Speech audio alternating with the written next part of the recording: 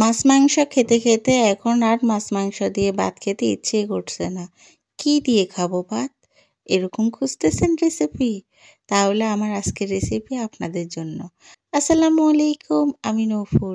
আজ আপনাদের জন্য নিয়ে আসছি মসুর ডাল ভুনা। এই ডাল ভুনা দিয়ে গরম গরম এক প্লেট ভাত অনায়াসে খেয়ে নেওয়া যায়। তো আর দেরি না করে চলুন মূল রান্নার রেসিপিটা দেখে নিন। 2 কাপ মসুর ডাল ধুয়ে পানিটা ঝরিয়ে নিয়েছি। এখন ডাল ভুনা করে নেব। চুলায় একটা ফ্রাই প্যান বসিয়েছি। হাফ কাপ দিয়ে দিয়েছি সয়াবিন তেল। তেল গরম হয়ে গেছে, এখন 2টা তেজপাতা দিয়ে দিচ্ছি। 1 কাপ দিয়ে দিচ্ছি পেঁয়াজ কুচি। 1 টেবিল চামচ দিয়ে দিচ্ছি রসুন কুচি। পেঁয়াজ আর রসুন একটু হালকা ভেজে নেব।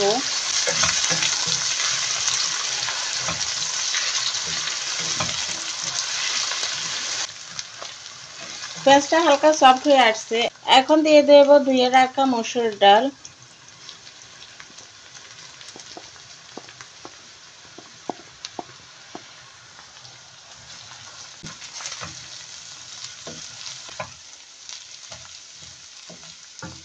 পানি ছাড়া এভাবে ডাল পেঁয়াজ রসুনের সাথে খুব ভালো করে তেলে ভেজে নিলে খুব সুন্দর ঘ্রাণ বের হয়। তার ডালটা এভাবে ভুনা করে দেখবেন, খুবই মজা হয়। তো ভালো করে মিক্স করে নিয়েছি। এখন দিয়ে দেব গুঁড়া মশলা। 1 চা চামচ দিয়ে দিচ্ছি হলুদের গুঁড়া। হাফ চা চামচ দিয়ে দিচ্ছি জিরে গুঁড়া। হাফ চা চামচ দিয়ে দিচ্ছি ধনিয়া গুঁড়া। এখন মশলা মিক্স করে নেব। ডালে এখন লবণ দেব না, যখনই ডালটা ভুনা হয়ে আসবে পানি দেব তখন লবণ দেব। এখন গুঁড়ো মশলা ডালের সাথে ভালো করে মিক্স করে নেব। চুলা আঁচটা মিডিয়াম টু লোতে রেখে ডাল ভালো করে ভেজে নেব।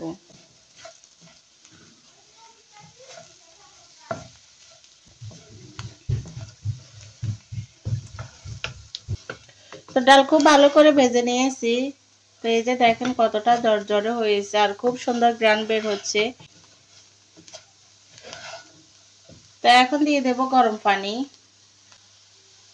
ফুটন্ত গরম পানি দিচ্ছি।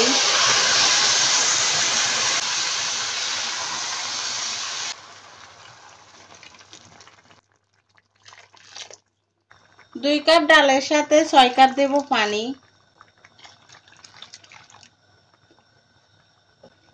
এখন দিয়ে দিচ্ছি স্বাদ মতো লবণ। আমি 1 টেবিল চামচ দিচ্ছি, আপনারা আপনাদের টেস্ট অনুযায়ী লবণটা দিয়ে দিবেন। আর দিয়ে দিচ্ছি একটা টমেটো ছোট করে কেটে নিয়েছি। আস্ত দিয়ে দিচ্ছি 6-7টা কাঁচামরিচ। এখন সবকিছু ভালো করে মিক্স করে নেব।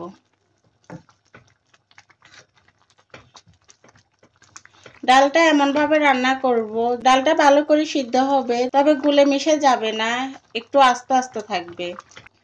সবকিছু দিয়ে মিক্স করে নিয়েছি। এখন ঢাকনা দিয়ে ঢেকে ডালটা রান্না করে নেব।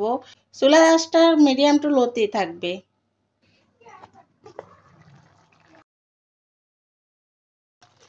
মাঝে মাঝে ঢাকনাটা উঠিয়ে নেড়ে দেব, যেন নিচে না বেজে যায়। আর এই যে দেখেন অনেকটাই রান্না হয়ে আসছে।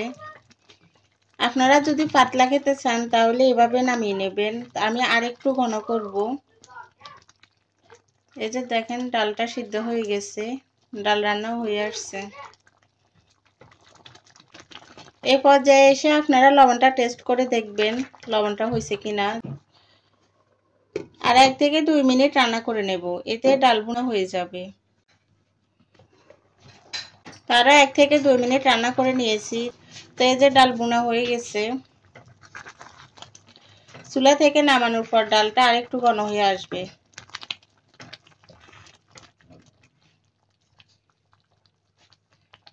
এখন চুলাটা বন্ধ করার আগে দিয়ে দিচ্ছি বেশি করে ধনেপাতা কুচি। ধনেপাতা কুচি দিয়ে ডালটাকে নেড়ে নেব।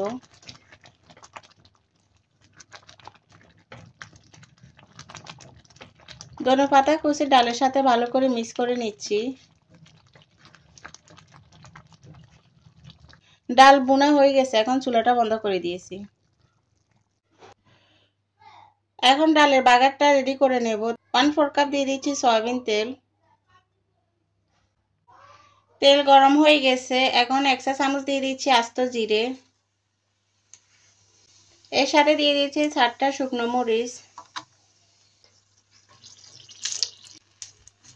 আস্ত জিরে আর শুকনো মরিচটা একটু ভেজে নেব। এখন দিয়ে দেব কিছুটা পেঁয়াজ কুচি আর কিছুটা রসুন কুচি। তো এখন একসাথে দিয়ে দিচ্ছি।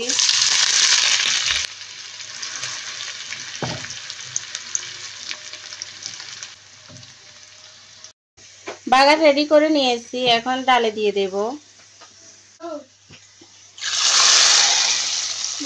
গরম ভাতের সাথে কিংবা রুটি পরোটার সাথে খেতে খুবই ভালো লাগে।